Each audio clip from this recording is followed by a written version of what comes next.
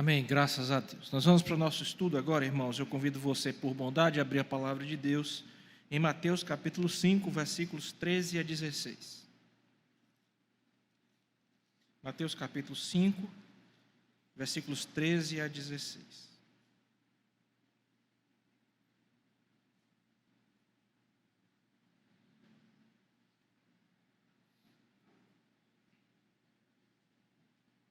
Diz assim a palavra de Deus: Vós sois o sal da terra. Ora, se o sal vier a ser insípido, como lhe restaurar o sabor? Para nada mais presta, senão para, lançado fora, ser pisado pelos homens. Vós sois a luz do mundo. Não se pode esconder a cidade edificada sobre um monte, nem se acende uma candeia para colocá-la debaixo do alqueire, mas no velador, e alumia a todos os que se encontram na casa. Assim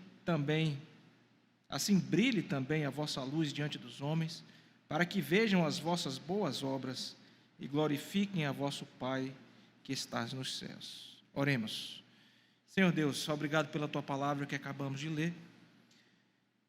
Nós pedimos que o Senhor nos abençoe na instrução que receberemos agora, que seja ela proveitosa para todos nós, ó Deus, e para aqueles também que estejam, porventura, nos assistindo através dos nossos canais e nas nossas redes sociais, ó Deus, na internet. Nós oramos assim, agradecidos em Cristo Jesus. Amém. Irmãos, como é de ciência de todos nós, estamos estudando o Catecismo de Heidelberg, que é um dos documentos que compõem as 3 formas de unidade usadas pelas igrejas reformadas. Estamos já finalizando esse documento no domingo 47, e a pergunta 122 é a que estamos focando nesta noite. Se você quiser acompanhar a exposição, você pode fazê-lo também através do documento que nós postamos no grupo da igreja. Lá você vai encontrar, inclusive, a pergunta e a resposta textualmente, pode lhe ajudar de algum modo. A pergunta 122 é: qual é a primeira petição? Como assim petição? Recorde que nós estamos estudando a oração do Pai Nosso. E qual é o primeiro pedido que nós encontramos lá na oração do Pai Nosso? E a resposta é a seguinte: eu vou ler a resposta aqui, mas nós vamos simplificá-la para expor para vocês. Nós organizamos isso de uma forma para ficar mais fácil, para você guardar o conteúdo dessa resposta. A resposta textualmente é a seguinte: santificado seja o teu nome, quer dizer, então, o que significa essa expressão? Quer dizer, faze primeiro com que te conheçamos em verdade, primeira coisa. Segunda, e te santifiquemos, honremos e glorifiquemos em todas as suas obras, é a segunda coisa. E aqui é uma qualificação dessas obras, né? Em que brilham a tua onipotência, sabedoria, bondade, justiça, misericórdia e verdade. E a terceira coisa, irmãos, faze também com que dirijamos toda a nossa vida, ou seja, o que é toda a nossa vida? Nossos pensamentos, palavras e obras, de tal maneira que teu nome não seja blasfemado por nossa causa, mas honrado e glorificado. Tá, lido a pergunta e a resposta, eu vou dividir isso aqui para que fique mais fácil para você, como prometemos. Nós vamos fazer, é só uma pergunta, né? Esse domingo 47, ou seja, a nossa quarta-feira 47, expondo esse documento, só uma pergunta e só uma resposta. Essa resposta, como vimos, é longa, mas ela é dividida basicamente em 3 aspectos, irmãos. O que significa santificado seja o teu nome? Em primeiro lugar, santificado seja o teu nome é dizer para o Senhor o seguinte: Senhor, faz com que nós te conheçamos de verdade. Então, ao dizer santificado seja o teu nome, o que está colocado aí debaixo do guarda-chuva dessa expressão é: Senhor, permita que eu te conheça de verdade. Nós vamos ver isso no primeiro momento.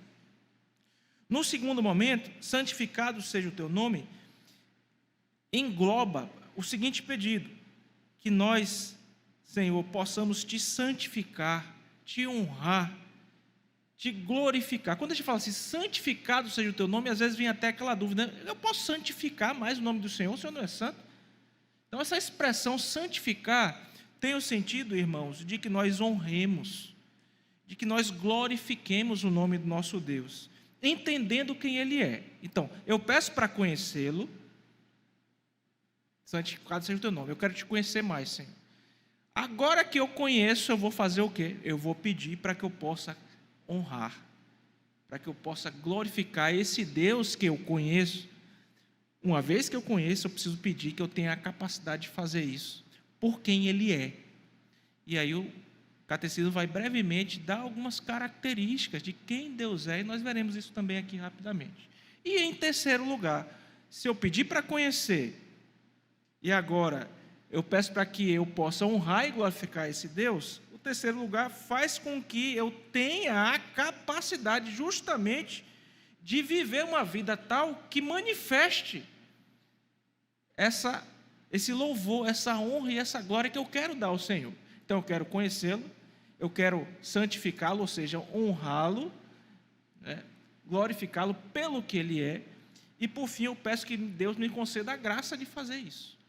Tudo isso resume a expressão santificado seja o teu nome. Obviamente que se você olhar para a pergunta, você vai ver assim, olha, que eu te conheça de verdade, em primeiro lugar, faz com que eu possa te santificar, te honrar, te glorificar, entendendo quem o Senhor é. E aqui, no tópico 2, nós vamos ver as obras de Deus, o ser de Deus, aspectos da obra do ser de Deus, que Ele é onipotente, que Ele é sábio, que Ele é bom, que Ele é justo, que Ele é misericordioso. Então, entendendo esse Deus maravilhoso, nós vamos pedir então que Ele nos abençoe, dando-nos a capacidade de viver para a sua glória.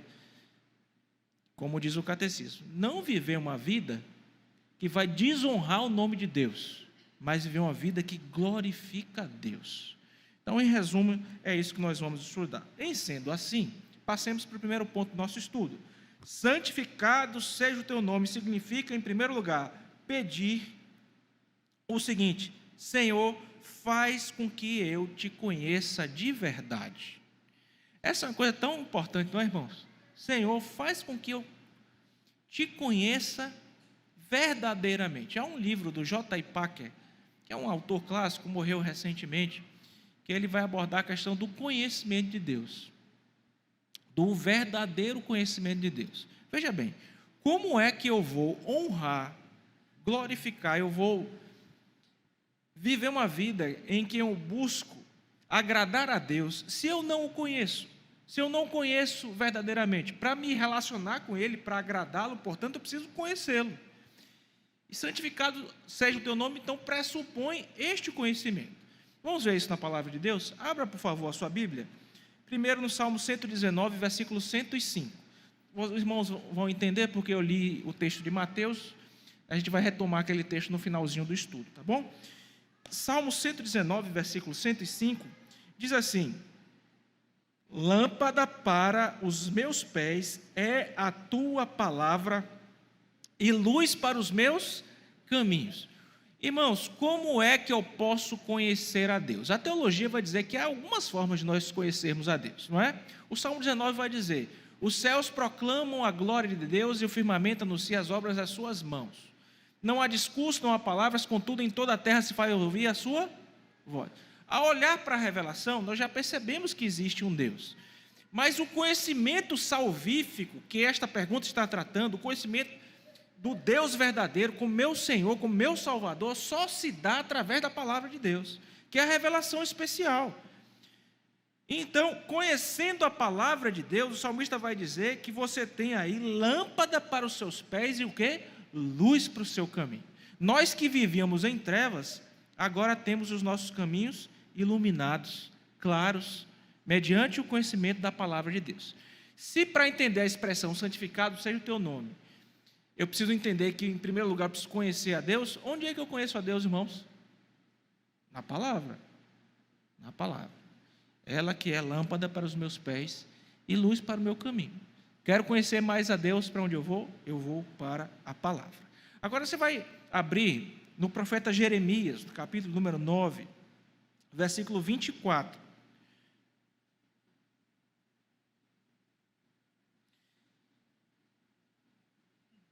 Esse texto é um texto muito interessante que fala a respeito da grande bênção que é conhecermos ao Senhor.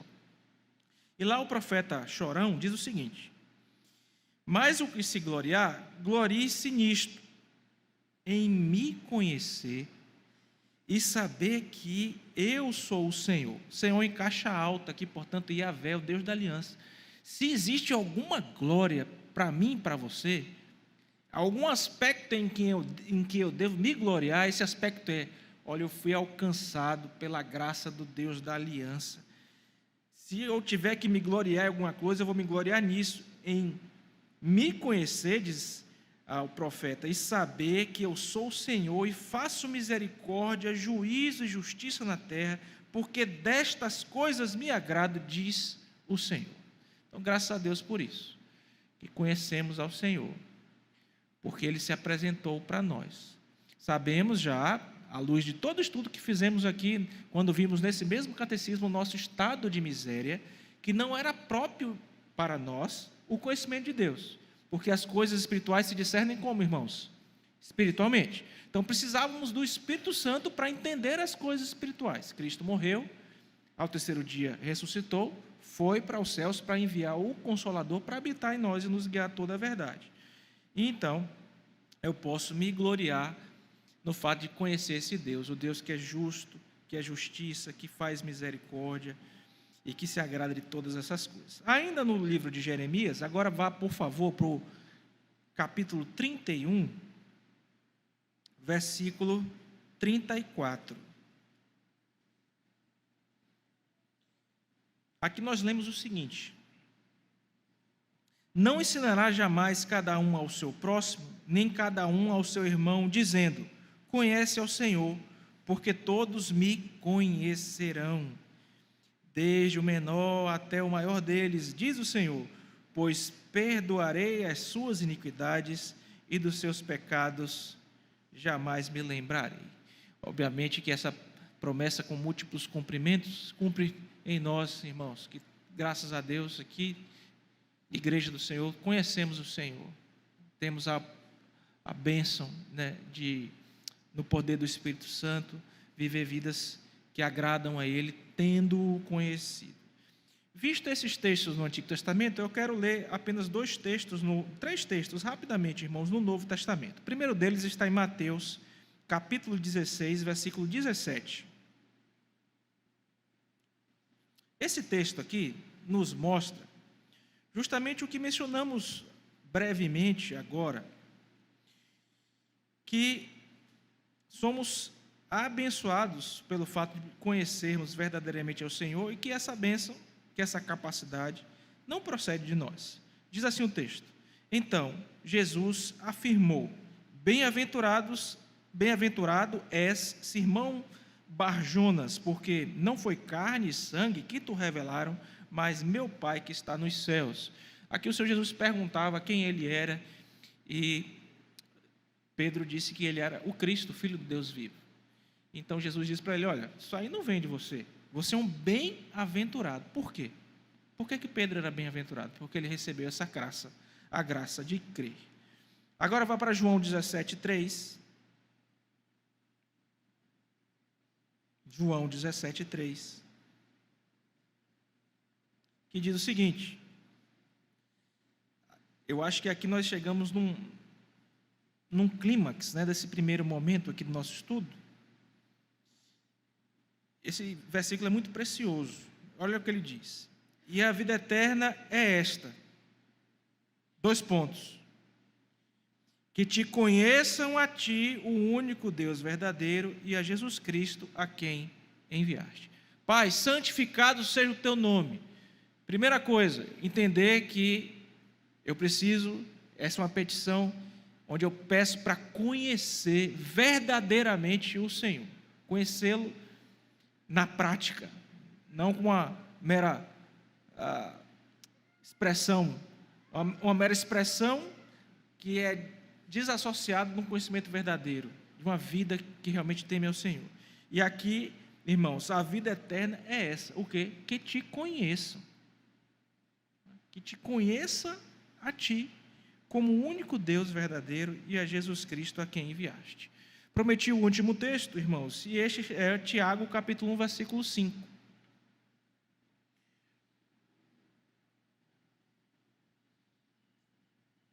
Tiago 1, 5 diz assim: se, porém, algum de vós necessita de sabedoria, peça a Deus, que dá a todos liberalmente, e nada lhes impropera, e ser-lhe-á concedido. Então, esse conhecimento de Deus, que há até aqui, irmãos, os teólogos sistemáticos, o pessoal que estuda teologia vai dizer o seguinte: o que é que você vai fazer lá no céu?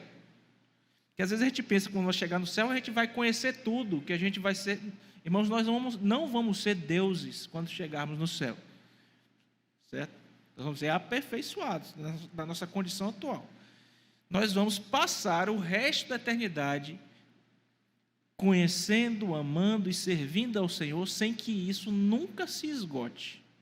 Conhecendo, amando e servindo ao Senhor, sem que isso nunca se esgote. Olha que coisa maravilhosa, né? E a gente já vive o antigozo disso aqui, graças a Deus por isso. Então, em primeiro lugar, o catecismo vai ensinar que santificado seja o teu nome, esse pedido faz com que nós venhamos conhecê-lo de verdade. Em segundo lugar, a expressão santificado seja o teu nome significa pedir o seguinte: Senhor, faz com que eu te honre, te santifique e glorifique por entender quem o Senhor é. Você percebe, meu irmão? Se eu tenho conhecimento de Deus, conhecimento verdadeiro de Deus, o pedido é, nessa expressão, santificado seja o teu nome, permita, Senhor, que à luz de quem tu és, e eu conheço quem o Senhor é, que eu possa santificar, glorificar, honrar o teu nome.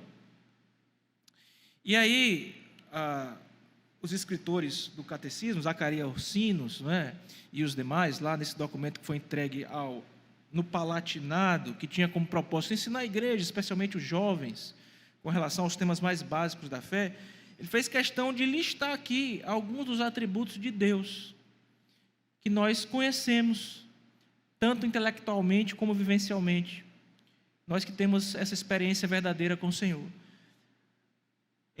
É dito assim textualmente no documento, no Catecismo de Heidelberg: em todas as tuas obras em que brilha a tua onipotência, nosso Deus é um Deus onipotente, sabedoria, bondade, justiça, misericórdia e verdade.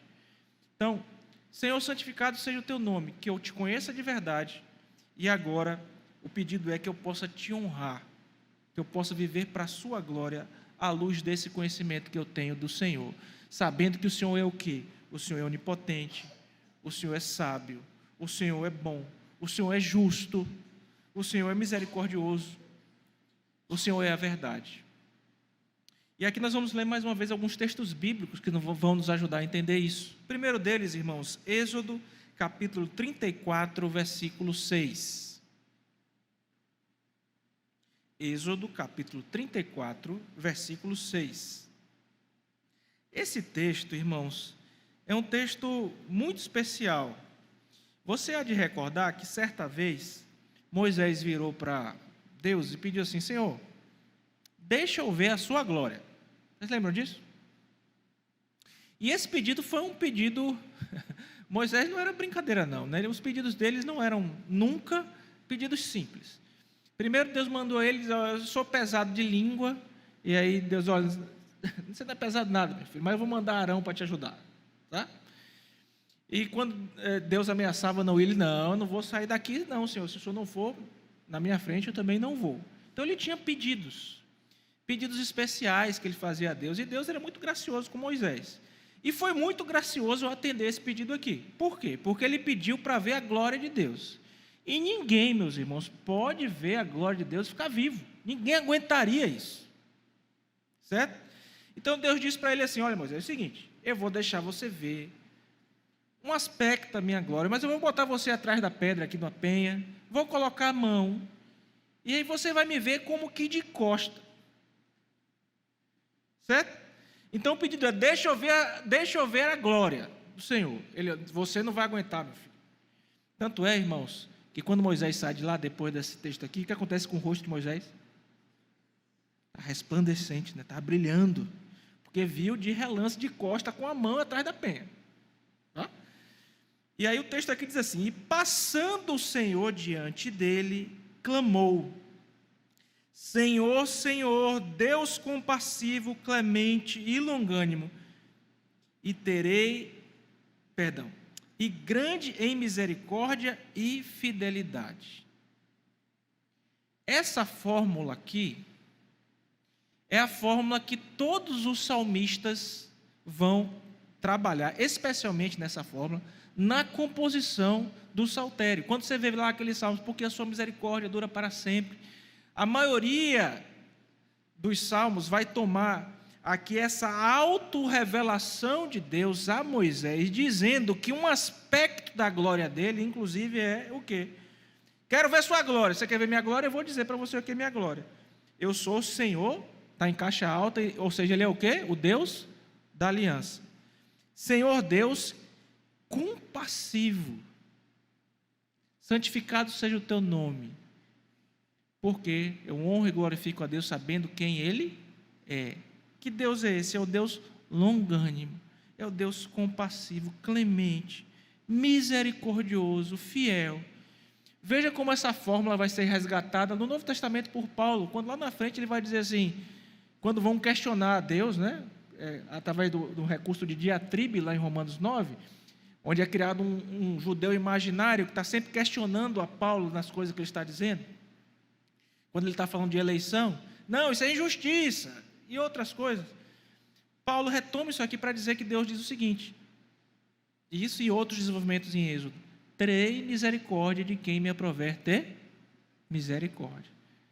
Então, ele é um Deus misericordioso, mas soberano, que tem misericórdia de quem ele quer ter misericórdia, quem ele quer. Agora vá, por favor, para o Salmo 119, versículos 137 e 138.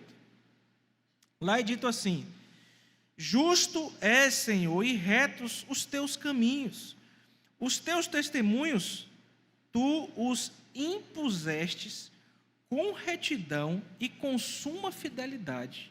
É o Deus fiel, é o Deus soberano que impõe os termos da aliança, irmãos. Não é a gente que escolhe, não. O Deus da aliança é quem diz o que deve ser feito e da forma que deve ser feito. Ele também é retratado como um Deus benigno, misericordioso, no Salmo 145. Passe algumas páginas aí, por favor. Vá para o Salmo 145, versículo 8. Eu não vou ler muitos textos, irmão, mas só alguns para nós exemplificarmos aqui as características que são listadas lá no Catecismo de Heidelberg. Salmo 145, 8. Benigno.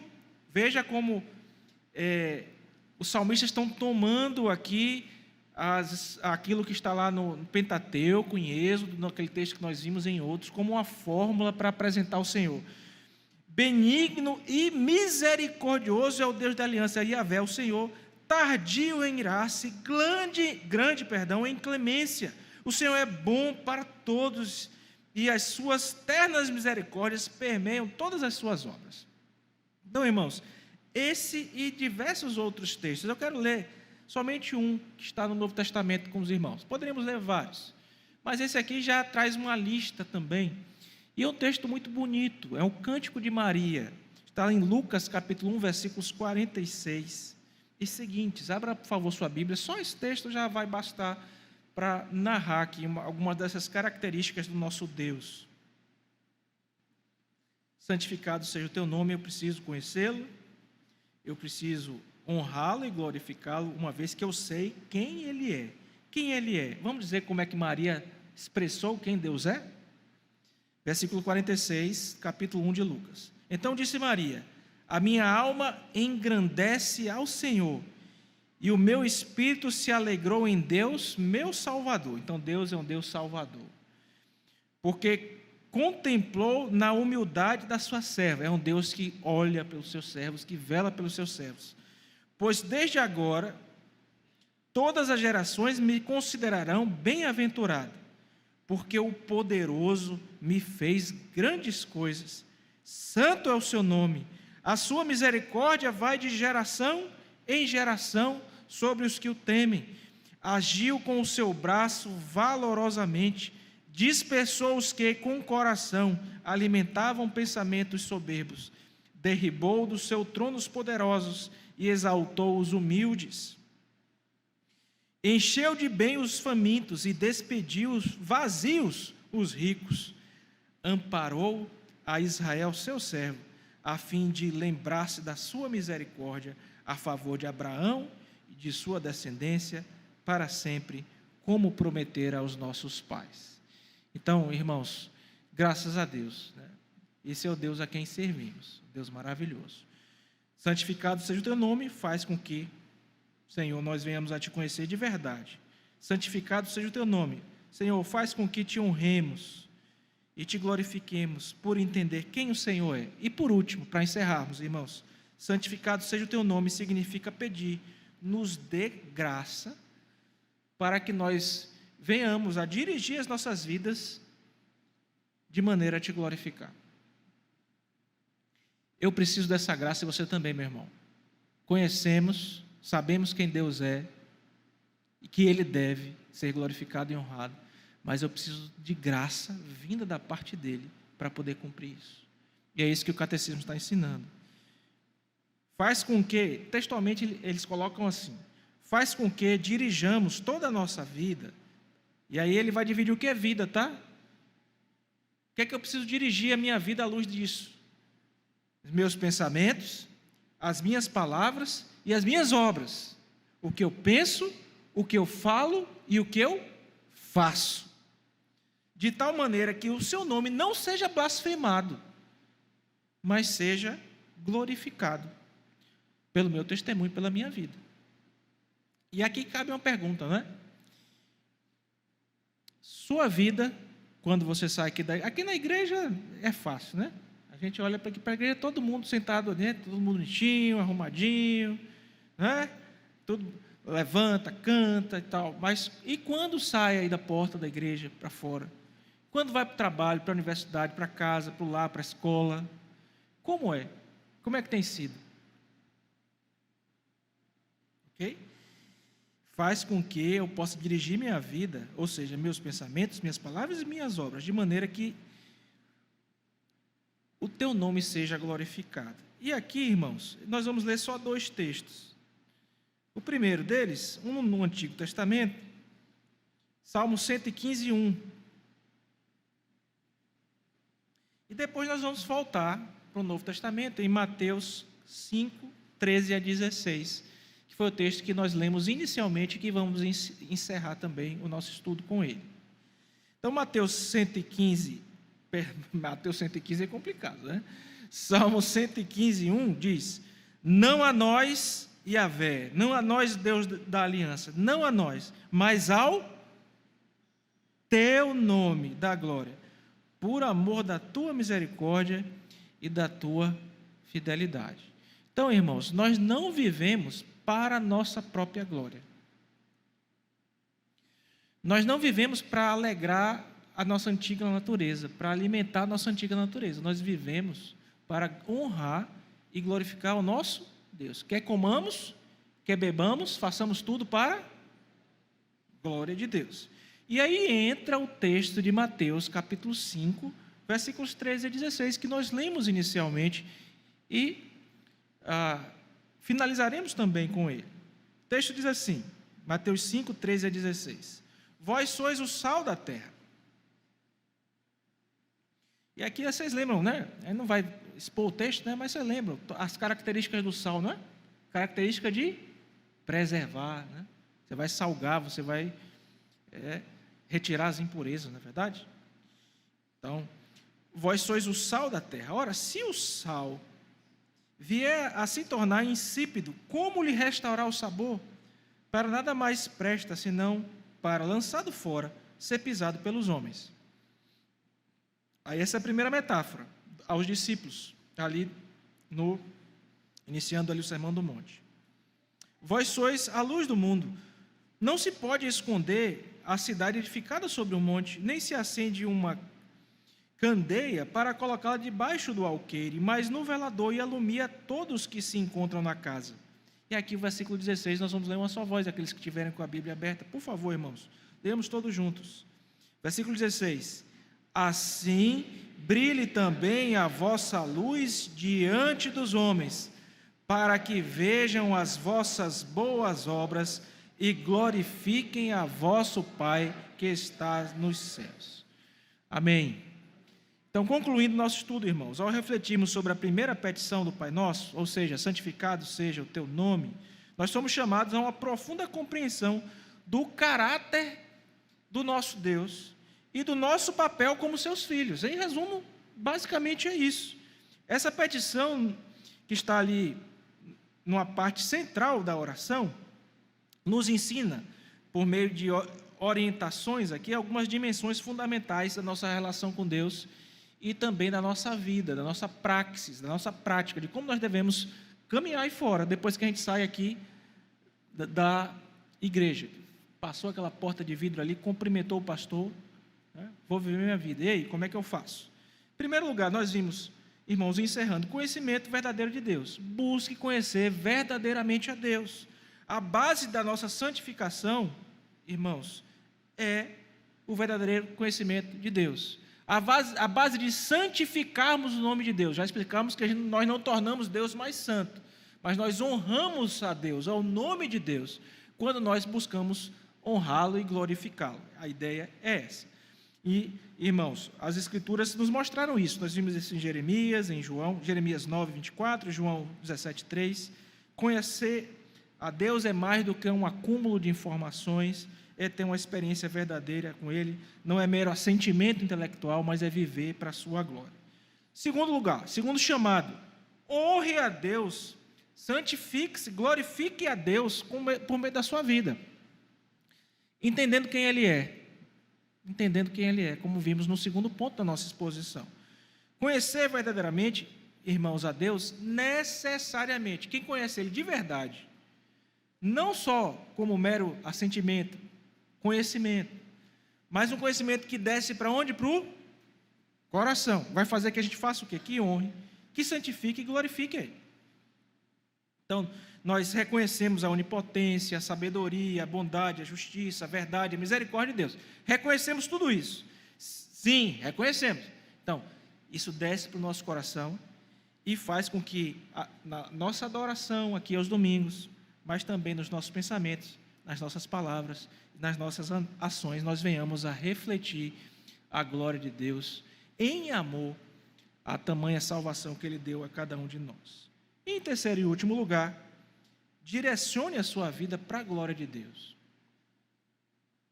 Finalmente, irmãos, essa petição, santificado seja o teu nome, nos encoraja a dirigir toda a nossa vida para Deus. Pensamentos, palavras, obras. E fazer isso, irmãos, é viver de uma forma a agradá-lo, a glorificá-lo. Portanto, irmãos, ao orarmos aí, santificado seja o teu nome, você não vai esquecer isso mais nunca. Quando você for orar, santificado seja o teu nome, você vai lembrar que você conhece a Deus e isso é uma graça que lhe foi dada e que, portanto, você deve honrá-lo uma vez que você conhece quem Ele é e que essa oração possa demonstrar o que a gente está proferindo com a boca, uma verdade na nossa vida, porque andamos em consonância com aquilo que temos falado. Que Deus aplique sua palavra aos nossos corações. Amém.